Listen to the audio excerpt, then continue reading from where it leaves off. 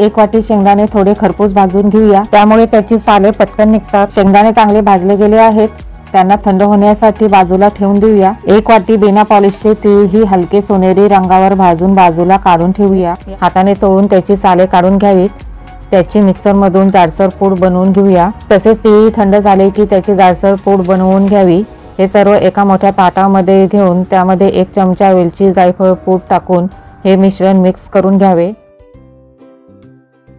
2 वाट्या गूळ टाकून मेल्ट करून घेणे। 3 ते 4 मिनिटांमध्ये गूळ छान मेल्ट होतो। त्यात 2 चमचे तूप टाका। ते नीट मिक्स करून तीळ शेंगदाण्याचे मिश्रण त्यात टाकून तेही नीट मिक्स करून घ्यायचे। लावलेल्या ताटात चिक्कीचे गरम मिश्रण लगेच टाकावे। ते चमच्याने सगळीकडे पसरून घेतले। तूप लावलेल्या वाटीने ते सर्व एकसारखे करून घेतले। 5 मिनिटांनी चिक्की लगेच तुम्हाला हव्या त्या आकारात कापून घ्यावी।